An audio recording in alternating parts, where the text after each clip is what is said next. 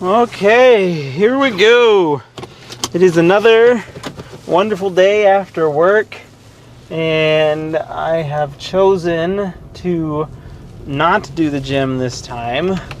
My reason being because I forgot my water at home, and yes, I'm aware that's a cheap excuse, but having to go to the water fountain every time I'm thirsty is also very inconvenient.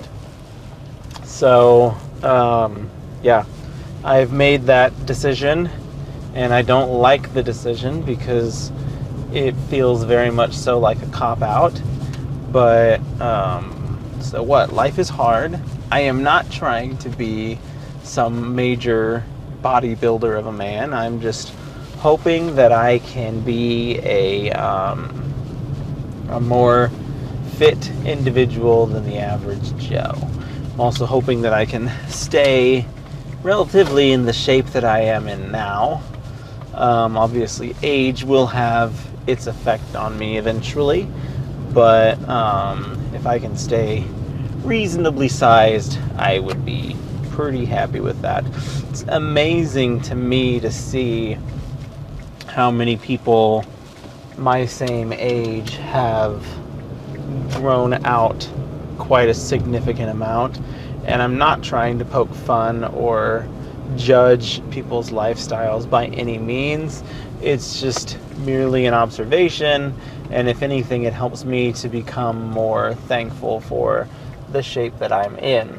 Genetics plays a large hand in that. That person about ran that stop sign, but genetics plays a large hand in that, and so it's impossible for me to just judge someone entirely for what they've done, when in reality some of that is out of their hands. But like I can say, like me personally, if I felt like it was getting out of hand, I would deal with it. And it's hard because when you see yourself every day, maybe you don't necessarily notice it, but when someone who hasn't seen you in a long time sees you and they're like, egads, that's unavoidable. And so it just makes me wonder, like, how much of that is fair blame, and like at what point in time. I feel like most people who go through like a major weight loss journey, they see it and they're like, ugh, what happened? And like they have that moment, and so maybe it's just a matter of having that moment. It's very easy to let yourself go, and it is very hard to stick to good eating and all that good stuff. And so, like I said, once again, I'm not trying to take shots or pass judgment upon people. I'm merely making observations and using those observations to fuel my own inspiration and my own drive to not let that be me. I'm relatively young, 29, not even 30 yet, and that's why, like I said, it's astonishing to me. And like well before we got this close to 30 even, there was some people that I went to school with that were in pretty good shape for their age, and I see them again, I'm just like, wow, okay. And so it's interesting making those observations. You feel like youth is allowed some bit of excuse, headway, however you want to say it. Youth is more able to be resilient and bounce back from these things, and as we age is when things start to get out of hand. So for these unfortunate individuals who are young still and things have gotten, in retrospect, out of hand, it's like, yikes. Like, I do not envy the struggle that you have ahead of you. And like I said, I'm fortunate that I have good genes where I'm able to have a high metabolism and I'm able to stay in relative shape without having to do a lot. I do watch my food pretty closely. I don't eat junk food in excess. I try to hit the gym at least 3 times a week, and those sorts of things will hopefully help balance my lifestyle out. And now eventually, like, as the age starts to creep up, I'll probably have to work harder to keep the shape that I am in. But if I'm used to putting in some level of work now, then when I have to amp up the pressure and make it more intense, it will hopefully be less noticeable. Because at the end of the day, did you guys understand that one? Because at the end of the day, that's what it takes. It takes hard work and dedication. And for those people who have the well-structured body like that, a lot of work went into that. You kind of have to respect it. A lot of people like to just get jealous and hateful and spiteful. And like I said, genes does play into it. And like, that's a reality that we all have to face. But that's no reason to chastise those who put out the work, because all the genes in the world isn't going to just make you always slender and like in good shape. Like, you might always be slender because of your higher metabolism or whatever, but you not necessarily are going to be in good shape, if that makes sense. Someone can be skinny and out of shape. It can also be big and in shape. Like, one's body shape does not define their level of fitness, so to speak. But like, there are definite body types to one extreme or the other that define a lack of fitness. And so I feel pretty good with where I am. Also feel like my phone's ringing. Oh, poo. I have something at work. 4:30 was too late of an alarm. Dang it. I'm like halfway home now, and I'm just now realizing that I've got something in the freezer at work that I need to retrieve. I knew that was going to happen. That's why I set my alarm. Alright, stop it. I'm going to have to, well, my alarm doesn't seem to want to stop. I'm going to have to work on remembering that tomorrow, because I go to vacation on Friday, and yes, so I gotta remember before then to retrieve the chicken from the freezer. I'm so mad at myself. I could technically turn back and get it, but I'm not going to. I need to set my alarm for 4 o'clock instead of 4:30. I set it to 4:30 because I've been staying till 4:30 most of these days. And if I had in fact done the thing that I was supposed to do at the end of my day, I would have been there still at 4:30, but that didn't work out. So I said, to heck with it, I'll deal with it tomorrow. And here we are, tomorrow, dealing with it. And, oh well. Back to what I was talking about. I was talking about the general shape, staying in shape, and how difficult it is for me to motivate myself to go to the gym. But I do go to the gym decently often enough, and I feel like I'm keeping myself in relatively good shape. I was watching myself in the mirror while I was doing something, and I felt pretty good about what I saw. And that always feels good, to be able to look yourself in the mirror and be happy with what you see. I feel like a lot of people don't have that luxury. And like, a lot of people, it's for a lack of understanding, because they don't understand what they want out of themselves. Like, what do they want to look in the mirror? What do they want to see and be proud of? And a lot of people don't have an answer to that question. And if you don't have an answer to that question, you will frequently see yourself and find yourself lacking or inadequate. And that's an unfair way to see yourself. And so people really need to make a more focused effort to understand what they want. Like, if you're not worried about your shape, then that's fine. That's your prerogative. Like, a lot of people want to try and enforce social norms on people, and that drives me bonkers. Like, is someone going to be unhealthy and whatever if they eat fast food drink soda all the time? Like, yes. But if that's what brings them happiness, then who are we to take that away? I can remember having a dinner at one point in time with my parents, and we were talking about Andre the Giant, who drank like a sailor. That dude was what most people would consider relatively irresponsible with the booze, but people will say that he abused the alcohol or whatever, when in reality the man was just living his life, and that was what he chose to do. That's what he chose, how he chose to live his life and to enjoy it.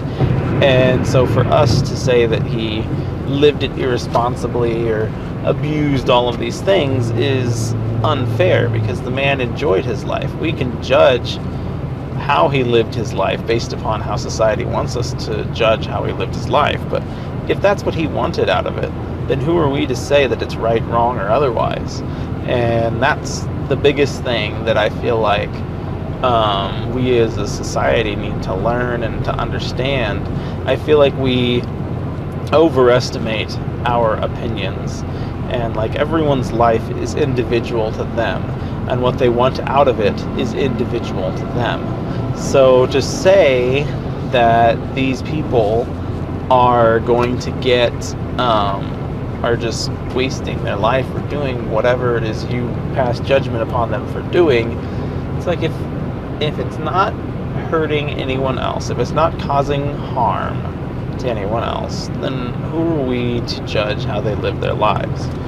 And maybe that's a bit more of a political stance than I like to take. I don't believe in American politics, but I also feel like we, as a general public, overestimate the value of our opinions. My stance on the matter is, if somebody means enough to you to where if you offend them and they no longer talk to you, if that is something that would bother you, then don't offend that person.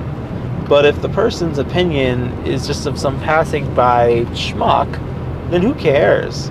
Like, who cares what they think? And that's what we have, these internet mongrels and all these people who like to pass judgment or enforce society's expectations. And I feel like a lot of people get hung up and tied up in that. And it's like, who is this person at the end of the day? There's some name at the other end of a chat, or at the other end of a computer, at the other end of a cell phone, who have some opinion about what you're doing that they feel the need to share with you. And if you care that you offended that random person, then don't offend them. But if you don't care, and if that person never talks to you again and you'd be fine for it, then say whatever the heck you want to them. Like, don't let these societal filters judge what you have to say. But to the same end, don't let the lack of a filter allow you to be a rude jerk face either. Because there's a lot of people who are just like, I don't have a filter, I say what I want, and they're just jerks. And it's like, no one wants to be around you because you're a jerk. Like, you can be real with people and say it like it is without attacking them. And like I said, it all goes down to, like, respect. Do you respect this person's opinion? If me not ever speaking to you again is something that you legitimately would be upset by, then don't go out of your way to offend me. Like, it's just common courtesy, really. Like, everyone has triggers, if you will. I'm not a fan of that word, but it gets the point across. Everyone has things that triggers them and upsets them. And if you push those buttons, like, you're gonna get on that person's nerves. And so then the question is, do you live your life so flippant of others' opinions that you just say what you want, you don't care about their triggers? Or do you live your life a little bit more conservatively? And I don't mean in the political stance, they use that as a political word. I mean, live your life in a simpler way, that you're not really going to get bothered by what other people are doing, and you don't expect them to bother with what you're doing. You're going to hold your opinions and your core values near and dear to your heart, and if someone wants to hear them, you will open up about them. If someone doesn't, then you will keep it closed. And if somebody says something that you don't appreciate, you let them know, and then if they continue, then you move on with your life. Like, there is way too many people in this world, friends, mates, or otherwise, for you to be wasting your time stressing out over someone who doesn't respect you or your time. And that's something that I believe wholeheartedly in. And I hope that others can get that much as well and understand these things. And if they don't, they don't.